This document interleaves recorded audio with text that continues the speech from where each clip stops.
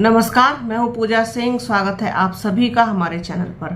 दोस्तों, मैं पिछले कुछ दिनों से लगातार इस बार 2024 के लोकसभा चुनाव में जो युवा सांसद जीत करके संसद पहुंचे हैं उनके बारे में वीडियो कर रही हूं, उनके बारे में बताने का प्रयास कर रही हूं आप लोगों को कि किस तरीके से उन लोगों ने जीत हासिल की, साथ ही साथ उनका विजन क्या है। सबसे ज्यादा जरूरी और इम्पोर्टेंट चीज यहाँ पर यह है कि जो संसद में जीत करके पहुंचे हैं इस बार, चाहे वो युवा हो, चाहे अधेड़ हो, या फिर जिनकी थोड़ी उम्र हो चुकी है वो लोग हो, उनका आखिरकार विजन क्या है। क्योंकि अब विजन बहुत क्लियर होना जरूरी हो गया है।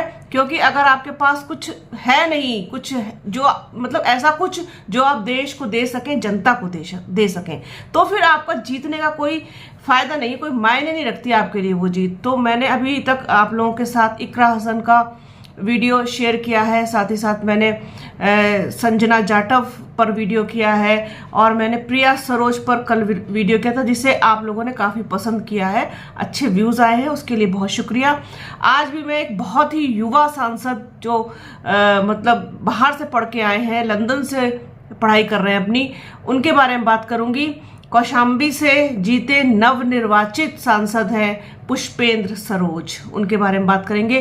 पुष्पेंद्र सरोज कौन है, क्या उनकी सियासी जमीन है, क्या उनका विजन है, सब कुछ इस वीडियो में हम लोग चर्चा करेंगे। छोटी छोटी सी चर्चा करेंगे, मतलब मोटा मोटी सी बात करेंगे, क्योंकि बहुत बड़ा वीडियो अगर हो जाता है तो उसे भी दर्शकों को देखने में थोड़ी सी असुविधा होती है। इसीलिए जिस तरीके से मैं अभी तक करती आई हूँ उसी तरीके से आज पुष्पेंद्र सरोज के बारे में बात करेंगे। यूपी की कौशाम्बी सुरक्षित सीट से चुनाव जीतने वाले समाजवादी पार्टी के उम्मीदवार पुष्पेंद्र सरोज देश के सबसे युवा सांसद हैं। वह इसी साल मार्च महीने में चुनाव तारीखों के ऐलान से महज 2 हफ्ते पहले ही 25 साल के हुए हैं। प्रिया सरोज जो है वो 25 साल से कुछ थोड़ा ज़्यादा, कुछ महीने उनके ज़्यादा हैं, लेकिन वो भी बहुत यंग हैं और ये सबसे यंग हैं। पुष्पेंद्र सरोज ने बीजेपी के दिग्गज नेता, पार्टी के राष्ट्रीय मंत्री और यहीं से लगातार 10 सालों तक सांसद रहे विनोद सोनकर को 1 लाख से ज्यादा वोटों से हराया है। पुष्पेंद्र सरोज समाजवादी पार्टी के वरिष्ठ नेता, राष्ट्रीय महासचिव और यूपी में कई बार कैबिनेट मंत्री रहे इंद्रजीत सरोज के बेटे हैं। वह कुछ दिनों पहले ही लंदन से अपनी पढ़ाई करके वापस लौटे हैं। पुष्पेंद्र सरोज को अपने चुनाव जीतने की खुशी तो है, लेकिन इस बात का भी मलाल है कि केंद्र में इस बार उनकी सरकार नहीं बन पाएगी। लेकिन ये कोई इस तरीके की चीज़ नहीं है कि ये आगे फ्यूचर में कभी नहीं हो सकती, समय बदलता है। पुष्पेंद्र सरोज कहते हैं कि अगर केंद्र में इंडिया गठबंधन की सरकार भी बन जाती तो वह अपने क्षेत्र का ज्यादा विकास कर पाते, लोगों को नौकरी और रोजगार दिला पाते। हालांकि उनका कहना है कि सरकार न बनने के बावजूद वह अपने क्षेत्र की समस्याओं को लेकर न सिर्फ सड़क से संसद तक आवाज उठाने का काम करेंगे, बल्कि अपने स्तर से लोगों की समस्याओं को दूर करने और उनका दुख दर्द बांटने की कोशिश भी करेंगे। पुष्पेंद्र सरोज के मुताबिक उनके पिता इंद्रजीत सरोज ने कौशाम्बी को जिला बनाने से लेकर वहां विकास की गंगा बहाने तक का जो काम किया है, उसने उनकी जीत में बहुत अहम भूमिका निभाई है। पुष्पेंद्र सरोज ने कुंडा के विधायक और जन सत्ता दल के अध्यक्ष रघुराज प्रताप सिंह उर्फ राजा भैया का भी आभार जताया है। रघुराज प्रताप सिंह के प्रभाव वाला कुंडा और बाबागंज इलाका भी कौशाम्बी लोकसभा में ही आता है, जहां पर रघुराज प्रताप सिंह ने इस सीट पर पुष्पेंद्र सरोज को समर्थन किया था। उनके समर्थकों ने पुष्पेंद्र के लिए प्रचार किया था और वोट भी दिलाए थे। साथ ही साथ पुष्पेंद्र ने जो निवर्तमान सांसद हैं विनोद सोनकर, उन पर भी जमकर निशाना साधा है। उन्होंने कहा कि सांसद विनोद सोनकर ने 10 सालों तक कौशाम्बी में कोई काम नहीं किया, लोगों को बुरा भला कहते रहे। उनके रवैये से लोगों में बहुत नाराजगी थी, जिसका फायदा पुष्पेंद्र सरोज को मिला है। क्योंकि मैंने जैसे अपने हर वीडियो में बोला है कि भारतीय जनता पार्टी के जितने भी सांसद हैं मौजूदा, उनके खिलाफ जबरदस्त एंटी इनकम्बेंसी थी, जिसका नुकसान भारतीय जनता पार्टी को इस बार हुआ है। उनके चुनाव में अग्निवीर योजना और बेरोजगारी के साथ ही संविधान को बचाने और आरक्षण को बचाने का मुद्दा भी काफ़ी प्रभावी साबित हुआ, जिसके लिए इतने मतलब पूरे एक सिनेरियो में इंडिया अलायंस ने एक पूरा वो वातावरण तैयार किया संविधान को लेकर के। तो ये चीज़ जो है कहीं ना कहीं काफ़ी असर किया है उसने।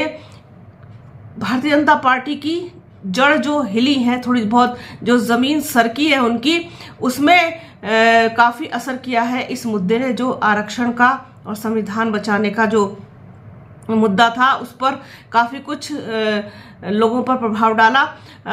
जब उनसे सवाल किया गया कि क्या कुछ जीत के लिए तैयारी की थी, कौशाम्बी से जीत के लिए क्या प्लानिंग की थी, तो उन्होंने बोला कि जनता ने मन बना लिया था कि इस बार बदलाव करना है। भाजपा ने मंच से जो भाषण दिए उसमें और ज़मीनी हकीकत में बहुत फ़र्क था। भारतीय जनता पार्टी की जो हवाबाजी थी वही उनकी हार का मुख्य कारण बनी। उनकी हवाबाजी इस बार यूपी में नहीं चल पाई। यूपी में लोगों ने मुद्दों को लेकर वोटिंग करने का मन बनाया था। यकीन के साथ कह सकता हूं कि पेपर लीक, बेरोजगारी, महंगाई समेत कई मुद्दों को लेकर जनता ने वोट किया। कौशाम्बी में भी यही मुद्दा हावी रहा। मुझे जनता ने इस आधार पर ही जिताया है। मेरे लोगों ने दिन रात मेहनत की, हमने मान सम्मान की लड़ाई लड़ी। ये कहना है पुष्पेंद्र सरोज का। आगे वो कहते हैं कि जब उनसे पूछा जाता है कि वो किन मुद्दों को लेकर के संसद में जाएंगे, तो वो यही बात बोलते हैं कि ये मुद्दे अभी भी वही हैं। सबसे बड़ा मुद्दा युवाओं का मुद्दा है, पेपर लीक, बेरोजगारी बड़ा मुद्दा है, महंगाई से लोग त्रस्त हैं, किसानों की बहुत समस्याएं हैं, साथ ही साथ खेतों को आवारा पशुओं से बचाने का बड़ा इशू है। बहुत मुद्दे हैं। अब बदलाव हुआ है, इस बार संसद भवन में मुद्दों को रखने के लिए बड़ी संख्या में सपा के सांसद होंगे। इस बार इतनी आसान नहीं होगी भारतीय जनता पार्टी की राह, क्योंकि उनको जवाब देना पड़ेगा। उनसे सवाल अब बहुत ज्यादा होंगे, क्योंकि सवाल पूछने वाले लोगों की संख्या काफी बढ़ गई है इस बार। तो ये इतना आसान नहीं होने वाला है भारतीय जनता पार्टी के लिए। आगे जब उनसे पूछा जाता है कि भाजपा के 400 पार और संविधान बदलने वाली बात का ग्राउंड पर क्या असर दिखा, तो वो कहते हैं कि भाजपा ने जब 400 पार का नारा दिया तब उनके नेता सामने आए। भाजपा के कुछ नेताओं ने खुले मंच से चैलेंज दिया कि वो संविधान में संशोधन करेंगे। कुछ ने कहा कि वो संविधान बदल देंगे। कोई बोला कि इसके बाद चुनाव होंगे ही नहीं, मोदी जी ही रहेंगे। इसका खासकर पिछड़े वर्ग में संदेश गया कि बाबा साहब भीमराव अंबेडकर ने जो संविधान बनाया, मान सम्मान की लड़ाई लड़ी, वोट देने का अधिकार दिया, उसे लेकर भाजपा के लोग ऐसा कह रहे हैं खुले मंच से। तब ये बात लोगों के मन को लग गई। फिर संविधान बचाने की जब बात हुई तो सबने अपना वोट उसी हिसाब से दिया। यूथ पॉलिटिक्स के बारे में जब उनसे सवाल किया जाता है तो वो कहते हैं कि यूथ पॉलिटिक्स एज से डिफाइन होती है, लेकिन बहुत से एक्सपीरियंस नेता भी हैं जो अपने लोगों के लिए बहुत अच्छी बातें करते हैं और लड़ते हैं। पॉलिटिक्स की परिभाषा एक ही है कि अपने लोगों के साथ रहें और उनके साथ मिल करके काम करें। सभी का काम करने का तरीका अलग अलग होता है। कुछ नेता नौजवानों की बात अच्छे से उठाते हैं, कुछ किसानों के मुद्दे अच्छे से उठाते हैं। अगर महिला नेता है तो वो महिलाओं की बात, उनके मुद्दे बहुत अच्छी तरीके से उठाती हैं। हम मिलकर उत्तर प्रदेश की आवाज़ उठाएंगे, ऐसा कहना है। साथ ही साथ उनसे जब भाजपा अयोध्या में जब जिस तरीके से हारी है, तो अयोध्या को लेकर जब उनसे सवाल किया कि राम मंदिर बनवाने के बाद भी अयोध्या में भाजपा क्यों हार गई, तो उसके जवाब में वो कहते हैं कि अयोध्या में बहुत सारे घर तोड़े गए, दुकानें तोड़ी गई, रोजगार उजाड़ दिया गया, उनका रहन सहन प्रभावित हुआ वहां के लोगों का। युवाओं ने बढ़ चढ़कर हमारा सहयोग किया क्योंकि उनकी समस्याएं वहां अयोध्या में हावी रही। बेरोजगारी, महंगाई और जो इनके साथ इतना सब कुछ हुआ है कि इनके दुकानें सब उजड़ गई। बहुत सारे लोग ऐसे हैं जिनका कहना है कि वहां पर बेहद नुकसान किया है। जो सड़क को चौड़ा करने के लिए रामपथ जिस तरीके से बनाया जा रहा है, उसके किनारे के जो दोनों तरफ दुकानें थी उनको बुरी तरीके से क्षतिग्रस्त कर दिया गया। उसके बाद सरकार ने कोई मदद नहीं की।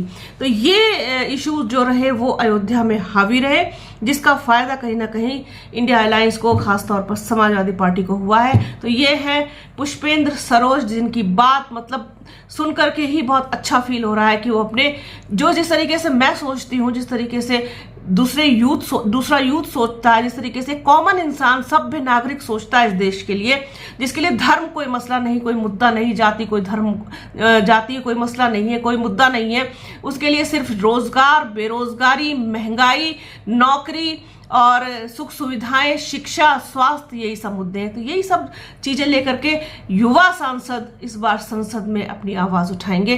तो पुष्पेंद्र सरोज से भी यही उम्मीद की जा रही है। अब अपनी लोगों की उम्मीदों पर, जनता की उम्मीदों पर कितना खरा उतर पाते हैं पुष्पेंद्र सरोज, कितना विकास खींच करके अपने क्षेत्र में लेकर के आ पाते हैं, ये तो वक्त बताएगा, जिसे हम और आप मिलकर के देखेंगे।